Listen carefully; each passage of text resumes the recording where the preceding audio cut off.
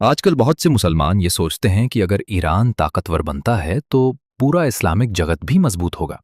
Iran को एक शिया बहुल देश के रूप में देखा जाता है, और जब वो पश्चिमी ताकतों को चुनौती देता है या क्षेत्रीय राजनीति में प्रभावशाली भूमिका निभाता है, तो बहुत से मुसलमान उसे इस्लाम की ताकत का प्रतीक मानने लगते हैं।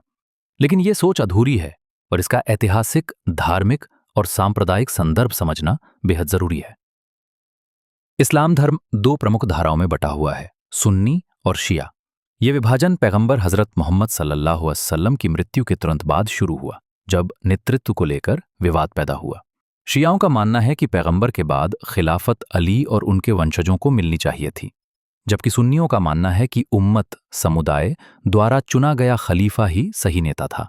यही वैचारिक मतभेद धीरे धीरे एक गहरी खाई बन गया। आज दुनिया के लगभग 85-90% मुसलमान सुन्नी हैं और केवल 10-15% शिया। सुन्नी देश जैसे सऊदी अरब, मिस्र, तुर्की, पाकिस्तान आदि पारंपरिक रूप से इस्लामी दुनिया की मुख्य धारा माने जाते हैं। वहीं ईरान, एक शिया नेतृत्व वाला देश, इस्लामी राजनीति का एक वैकल्पिक मॉडल पेश करता है, जहां विलायत फ़क़ीह, धार्मिक नेतृत्व जैसी अवधारणाएं प्रभावशाली हैं।